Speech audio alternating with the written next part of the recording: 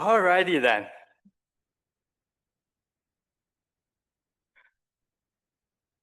Hello, everybody. So I'm Richard. I'm here to give you a report on the AIIDE workshop this year. I appreciate the fact that you're still sitting around, given that this is like almost the last session of the day. So thank you for that. So for this year, we've had just one workshop. We called it the joint workshop on experimental AI in games and intelligent narrative technologies. It's really the combination of two separate workshops, EXAC and AIIDE. I think most people here are already familiar with both workshops. For EXAC, this is actually the 12th time that EXAC has happened. It's always been with AIIDE, which is great. AIIDE has a bit of a different history. It's longer. It's the 15th time we've held AIIDE, but it's been with different places. It was with the Triple AI Symposium, then it was with the FDG 1 year, and then with some other conferences some years, and now it's with us, right? So it's great. We've had this workshop as a combined workshop, a joint workshop, because we didn't have a lot of submissions to AIIDE. There could be different reasons we talked about. Maybe intelligent narratives is not a big field. Maybe it's a narrow field. Maybe there's not a lot of people working on it. AIIDE had been running in the recent years once every 2 years. So it's like you skip a year. So maybe we should do that again, just to have a bit of more, more people getting results so they can participate. The workshop itself has 65 registered participants, which is great. That's a very good attendance for the workshop. In fact, that is, we had to switch a room because the original room couldn't fit 65 people. So great. Here are some stats, right? So with EXAC, there are 28 papers submitted, 20 were accepted. However, in the end, only 19 camera-ready versions were received. So unfortunately, I believe the reason was that one of the paper authors, they cannot come to the workshop, and then in the end, they had to withdraw. They had to withdraw from the workshop. And for AIIDE, we had 3 papers submitted, 2 accepted, and then we have the 2 in the workshop. Here, some additional stats compared to last year. We can see that for EXAC, there's a 60% increase in submissions, which actually lines up quite well with the main conference.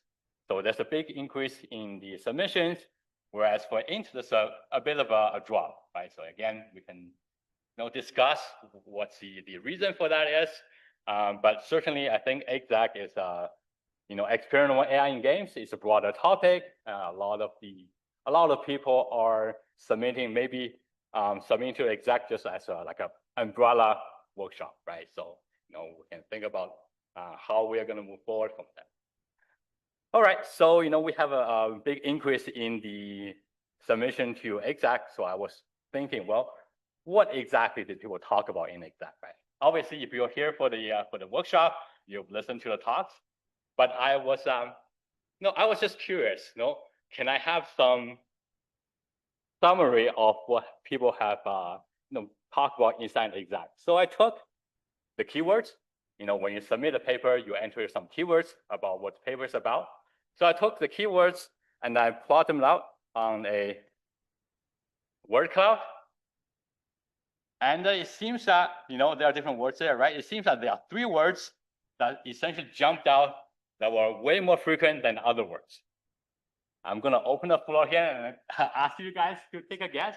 What do you think are the top 3 keywords from EXAC? Yes, Matthew? Oh, these are just single words. Okay, then general. Okay. Artificial. Yes.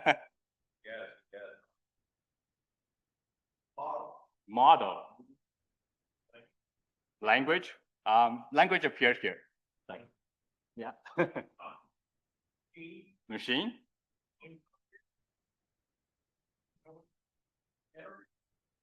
Generative. Intelligence. Oh, okay. Experimental. Sorry? Waitress? Maybe. Experience. I'll show you the answer in a bit, and it shouldn't come as a surprise to any of you. So the three words, because I just did single words for this word cloud, right? The three words that are way above everything else.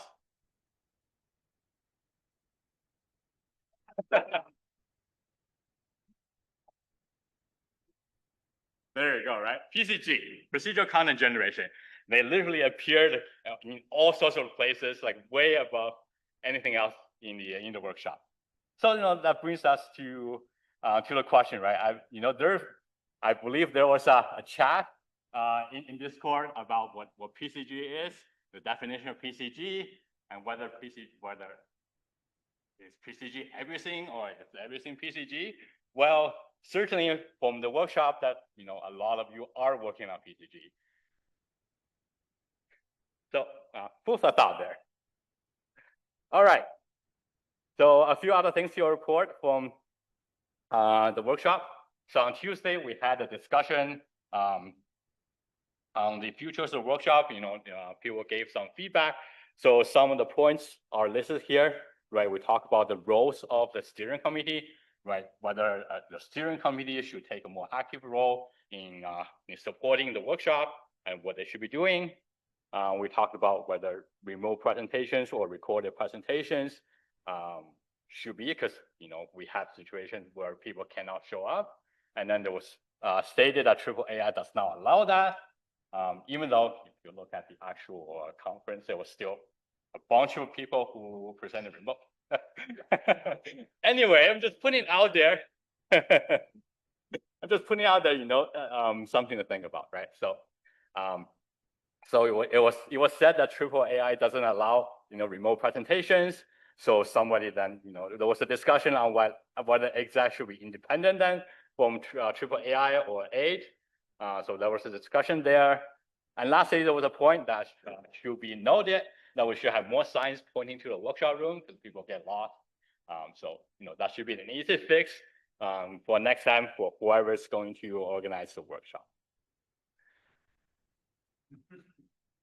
Okay. All right. So just a few other points to make here, right? So there was a discussion on whether the workshop should be archival. So this year we do have an option. We told the authors that who got accepted papers, they have the option to not include their paper in the published workshop proceedings. So they could just come here and present their work. No one took the option. So, but I think still think that's a good option to have moving forward. Maybe somebody want to keep their paper to submit to somewhere else, right? So we want to keep that option, but at least this year nobody took that option, right? Now, in terms of having an archive proceedings for the workshop, I still think that's important, right? One of the things that was discussed in the first day was that these big tech companies, they do their thing. They are trying to rewrite the history and not acknowledge the things that we've essentially discussed here. So it's a good idea to always keep some sort of record of what has been discussed within this group here, right? So it's good. All right. So the other thing that we do that, well, AIIDE has stopped publishing workshop proceedings for us. So we are going for the past few years, we've gone with the third workshop proceedings. Now they have very strict requirements for what has to be done in order to publish, and that has caused us a lot of headaches, right? Especially as the workshop chair, I had to deal with a lot of different things in order to make this happen, right? So some of the headaches, as you can see here, right? They require you to follow their single column format, and then that format apparently as they update it often. So in 2025, they've updated that format, so it caused a lot of problems. Papers must include a section on declaration on generative AI. So if and whether you have used generative AI for your paper, that I think is a good thing. I think if you use it, it's good to acknowledge it. So I think that's actually a good thing to have there. The third point here, the author agreement signature must be pen on paper, not electronic. I know that caused a bunch of issues with a bunch of authors. I had to come to you and say, hey, let's sign it on a piece of paper with a pen.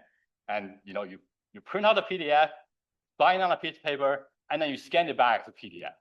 Like, why would they want that? But anyway, so yeah, they mandated it, and this time some author didn't do that, and then we got pushed back, so we had to fix that.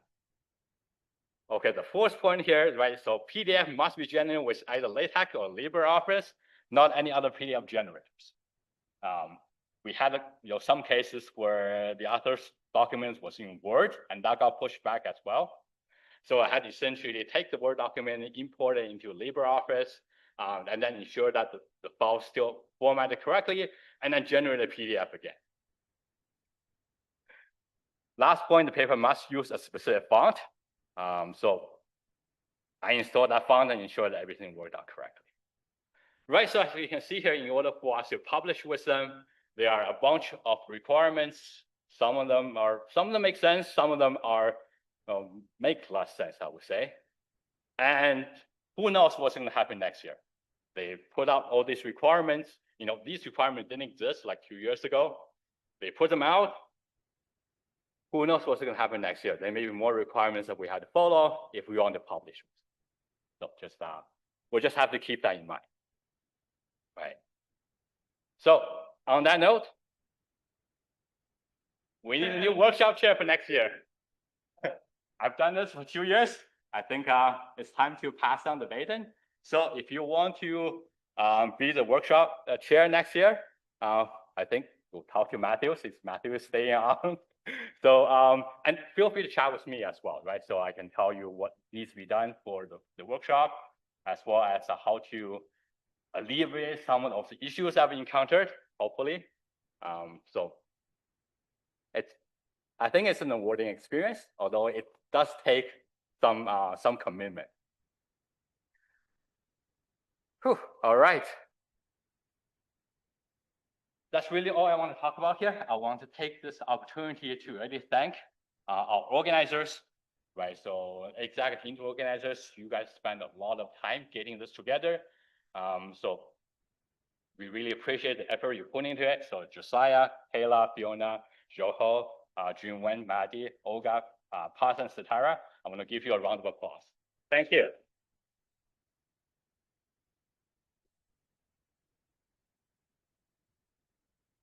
I would like to also take this opportunity to thank all the program committee members. Being on the program committee,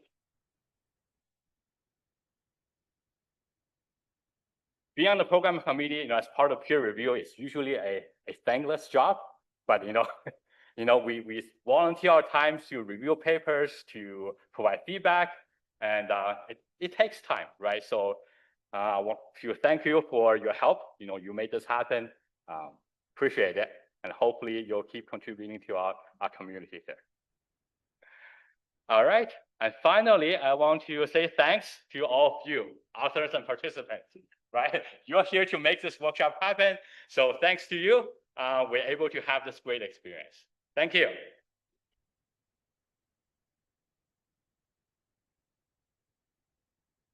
Okay, so with that said, my job is officially done. All right.